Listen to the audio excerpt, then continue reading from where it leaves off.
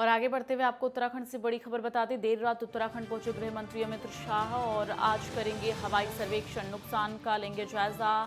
आपदा में अब तक 50 से ज्यादा लोगों की मौत की खबर है। आपदा से 7,000 करोड़ का नुकसान।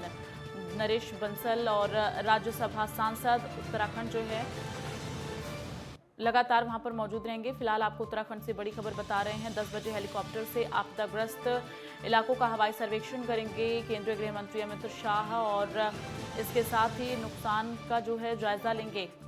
तो गृह मंत्री अमित शाह बुधवार देर रात उत्तराखंड पहुंचे, जहां अमित शाह देर रात जौलीग्रांट एयरपोर्ट पर पहुंचे और मुख्यमंत्री पुष्कर सिंह धामी, बीजेपी प्रदेश अध्यक्ष मदन कौशिक, राज्यसभा सांसद नरेश बंसल और इसके साथ ही अनिल बलूनी, ये तमाम लोग वहां पर उनके स्वागत के लिए मौजूद थे। और आपको बता दें कि आज सुबह 10 साढ़े 10 बजे करीब हेलीकॉप्टर से आपदाग्रस्त इलाकों का हवाई सर्वेक्षण करेंगे।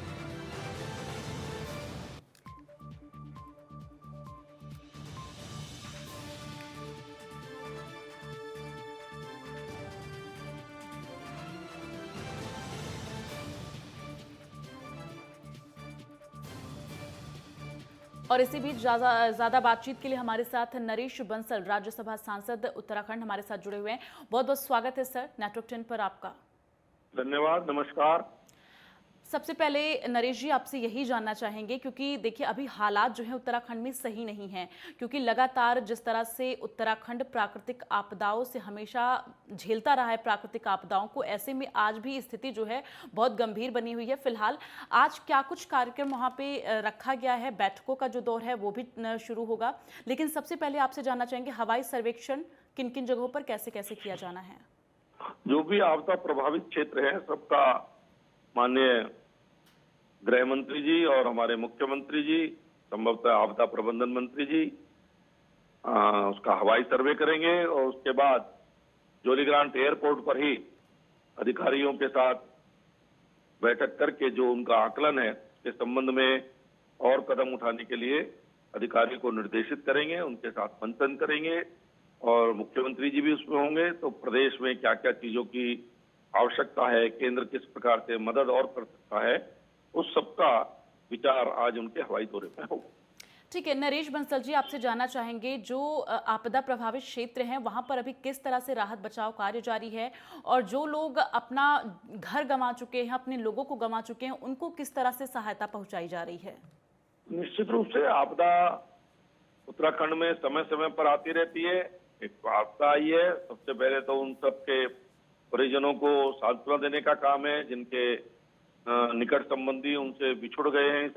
लगभग 50 से ऊपर, लगभग 55 लोग, मैं जैसा अखबार में देख रहा हूँ, 55 लोग अभी तक पता लगा है कि इसमें कालकलवित हुए हैं। तो सबसे बड़ा काम तो यही है कि इसपे जो अभी लापता हैं उनको ढूंढना, जो आपदाग्रस्त क्षेत्र के हैं जहां लगता है कि अब वहां पर रहना कठिन है, उनके पुनर्वास के बारे में सोचना, उसकी व्यवस्था करना और तत्काल जो राहत उनको पहुंचाई जा सकती है, उनके रहने की व्यवस्था, उनके खाने की व्यवस्था, उनकी दवाई आदि की व्यवस्था, ये सब व्यवस्थाओं को करने का काम सरकार करेगी। ठीक है, नरेश बंसल जी, जिस तरह से प्राकृतिक आपदाओं को उत्तराखंड हमेशा झेलता आ रहा है, ऐसे में जब अचानक से इस तरह से आपदा आती है और लोग अपना सब कुछ गंवा बैठते, फिलहाल अभी वहां पर किस तरह से लोगों के बीच में जाकर आप लोग मॉनिटरिंग कर पा रहे हैं? क्योंकि अभी भी हालात बहुत जगह हैं जहां पर सामान्य नहीं हो पाए हैं, तो ऐसे में किस तरह से मॉनिटरिंग की जा रही है? आगे क्या कुछ रणनीति बनाई जा रही है कि लोगों को सुविधाएं पहुंचाई जा सकें और लोगों को फिर से पहले जैसा माहौल मिल सके?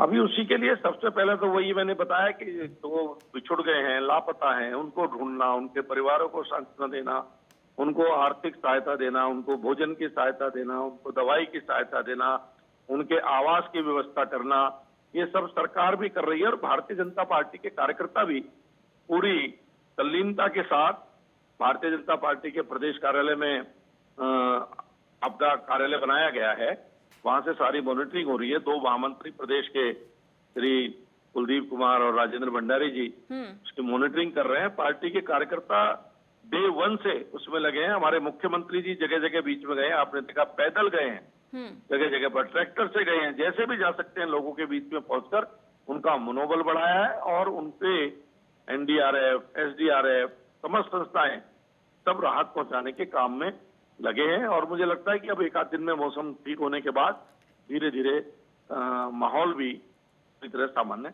होने की ओर आगे होगा। ठीक है नरेश बंसल जी, जब भी उत्तराखंड में प्राकृतिक आपदाएं आती हैं या फिर सामान्य दिनों में भी जो पुल है उसके गिरने का सिलसिला हमेशा से देखा जा रहा है, जिसको लेकर विपक्ष लगातार सवाल भी उठाता है। ऐसे में अब जब प्राकृतिक आपदा का मंजर देखा जा रहा है तो गौला नदी पर जो पुल टूटने की तस्वीरें सामने आई थी उसको लेकर भी लगातार सवाल खड़े किए जा रहे हैं। फिलहाल आपसे जानकारियां चाहेंगे कि उसको लेकर अभी क्या कुछ किया जा रहा है। ये आपदा के अंदर कहीं भी कुछ भी हो सकता है। हमने पहले भी देखे हैं, बड़े बड़े पुल बहते हुए देखे हैं। कोई पुल बह गया, अब जिनको जनता की संवेदनशीलता के साथ जिनका तालमेल नहीं है, जो संवेदनशील नहीं है, जो उनके राहत कार्य में कुछ कर नहीं रहे, उसके लिए कुछ सुझाव दे नहीं रहे, उनके पास एक ही काम है, स्टेटमेंट जारी करना और सवाल खड़े करना। लेकिन हमारा काम उन सवालों के चक्कर में उलझने का नहीं है। हमारा काम इस समय है जो पीड़ित हैं उनकी सहायता करना, उन तक सब प्रकार की सहायता पहुंचाना। इस समय पार्टी भी और सरकार भी दोनों इस काम में लगे। चलिए, तमाम बातचीत के लिए नरेश बंसल जी बहुत बहुत धन्यवाद आपका। तो यहाँ कुल मिलाकर अभी लगातार जो है राहत बचाव कार्य भी जारी है और साथ ही आकलन किया जा रहा है नुकसान का। आज हवाई सर्वेक्षण केंद्रीय गृह मंत्री अमित शाह करने वाले हैं अब से थोड़ी ही देर बाद में। अब देखना ये होगा कि आगे केंद्र सरकार की तरफ से क्या कुछ बड़ा ऐलान उन प्रभावित लोगों के लिए किया जाता है।